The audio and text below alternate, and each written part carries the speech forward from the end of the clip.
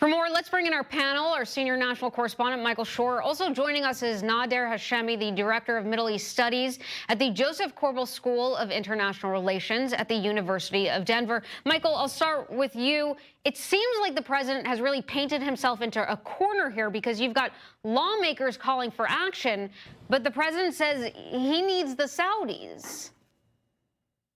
Well, you know, this reminds me, Shane, of what happened in Helsinki. You'll remember Vladimir Putin said to President Trump, well, we weren't involved in colluding with the election. He came out of Helsinki saying, well, the Russians didn't meddle in our election. He told me they didn't. So this is trusting who he considers to be an ally without the benefit of the evidence. Now, he did say that he's going to wait to see what the results of the investigation are. But this notion that he, by just default, will trust these people is alarming to some Republicans who didn't like what he did in Helsinki, also Republicans who were on the campaign trail and getting asked about and talked to about what the events in the Khashoggi disappearance and presumed death.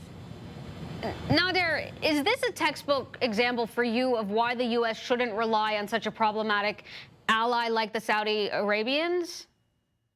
Well, the Trump administration invested heavily in the Saudi royal family, particularly in the Crown Prince, hoping that he would be a source of stability, a vision for the future, a reformist, etc. Now that is all blown up in their face because the Crown Prince, who only a few months ago was portrayed as a visionary leader, all the evidence suggests is that he is a brutal murderer. And to turn a blind eye toward the concentration and consolidation of political power, hoping that that will not come back to haunt you, is precisely the calculation that the Trump administration has made, and now they're boxed into a corner. But I would argue this problem is much deeper than simply Trump. I think previous administrations, U.S. foreign policy, really going back to 1945, has really been predicated on allying ourselves with authoritarian regimes in the Middle East, thinking that they will be preservers of stability, when in fact they are the key sources of instability in the Middle East. And I think the Khashoggi case is another demonstration of that fact. Oh, you are totally correct. This is not just a Trump problem. I remember Bush was involved very heavily with the Saudis because of oil. Obama, too, he actually supported the start of their war in Yemen. Michael, this is nothing new, but it does feel like, especially with Jared Kushner, the ties are just that much closer in this administration.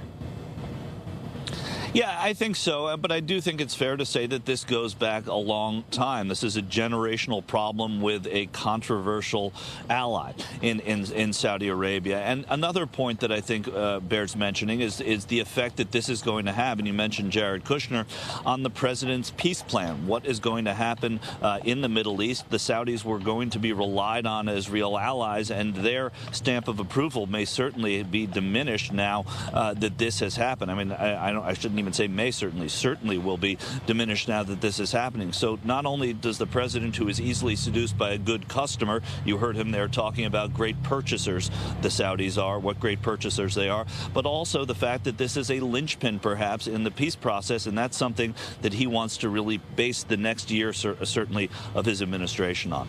Right, and we were just watching video of Mike Pompeo meeting with the Crown Prince, smiling, shaking hands. Nader, what kind of message does that send when the U.S. is still saying we're taking a wait-and-see approach? We don't know what's the real truth on either side.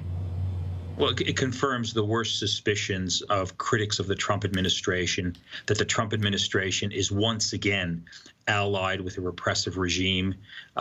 We have North Korea, we have Putin, and now the Trump administration is really acting as a lawyer for the Saudi royal family.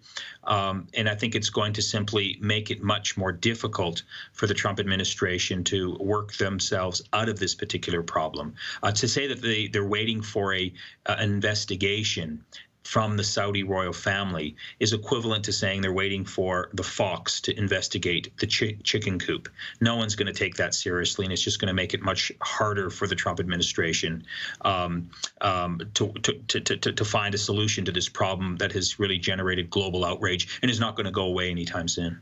Yeah, I mean, look, if they did it, what are they going to do? Investigate themselves? That just doesn't seem like a real outcome of an investigation. But Michael and really Nader, also, I want to bring this point up now. The Washington Post has just published Jamal Khashoggi's last op-ed article there. The title of it is "What the Arab World Needs Most is Free Expression." We're showing a picture now on screen. I mean, it is so heartbreaking. This is a man who was dedicated to freedom of expression, freedom of press, and also exposing what this brutal regime was doing. And the irony here is, Michael, that if the Saudis did this, they were doing it to silence him, but the opposite has actually happened. Yeah, of course, those are the unintended consequences if in fact that's the case. And those are the consequences they're going to have to live with. One of the more poignant parts of that op-ed being published is that it was held by the Washington Post, held in the hopes that this would be resolved, that they would find Khashoggi, and they didn't. And now they've realized that that probably isn't going to happen. They've gone ahead and published it. But true, this is going to shed bad light on the Saudis at a time when no one was certainly paying attention to it in a global way, but certainly Khashoggi himself was. I mean, it's so sad. Nader, in the last minute or so that we have left, what about Turkey? Why aren't they just playing the audio that they have? Wouldn't that just solve this whole story for everyone? I think the Turks are playing their cards very carefully. They want to extract as many concessions as possible from one of their regional rivals, Saudi Arabia. It seems like there was perhaps a deal that could be reached, but I think that deal has fallen apart. So I think the Turks are leveraging the information they have, both to send a message to the United States that Turkey is a major regional player, but also trying to pressure the Saudis that unless Saudi Arabia gave concessions to Turkey, perhaps on the siege of Qatar, perhaps in terms of supporting a failing Turkish economy, that Turkey would then start to reveal increasingly more details that would just embarrass the Saudi regime. And it seems like that's what they're doing. The latest reports are that there's been no deal and that Turkey's going to just continue to drip reveal details that will embarrass the government of Saudi Arabia in the eyes of the international community. And let's remember that Turkey is the worst country in the world for journalists, so they're not so innocent either. Nader Hashemi, Michael Shore, thanks to you both.